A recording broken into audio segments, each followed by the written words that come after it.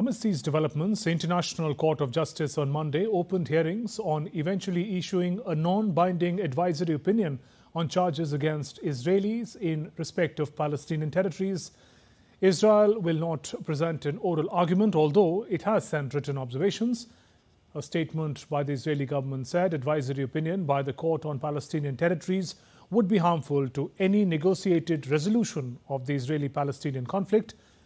The case arrived at the court after UN General Assembly voted by a wide margin in December 2022 to ask the 15-judge panel for a non-binding advisory opinion on charges against Israel.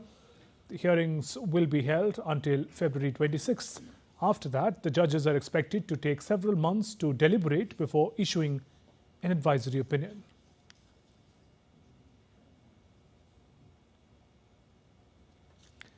And DD India's Ishan Garg joins us from Brussels. Ishan, what details can you share with us on the International Court hearing on Israel and Palestine? And Israel says that any advisory would be harmful. How do we interpret that?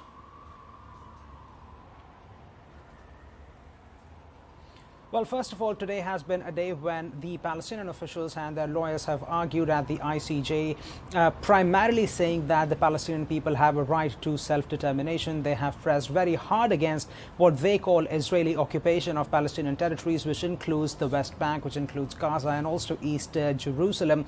They have said that the fact that Israel has been holding on to these territories for more than 6 decades is testament to the fact that many of the international laws and regulations have been trampled on in that area, and they've also highlighted the what they have said are severe human rights issues in that area, and they've called on the international community to also take a look at what's happening in that part of the world. One of the lawyers presenting the arguments from the Palestinian side actually criticized the United States as well for standing up with Israel in this time, and said that US has been supporting Israel throughout what they have called illegal occupation. We haven't yet heard from the Israeli side. It's understood that they have submitted or will be submitting their arguments in written, and only then we will understand what will come from the Israeli side. But legal experts have told us that it's likely that Israel is likely to tell the court that its administration of those territories is legal indeed, and it's going to argue that it's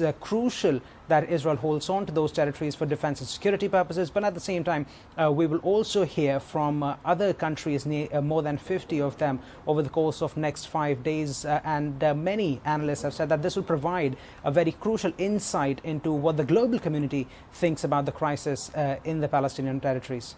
Ishan, thank you for joining us with those updates.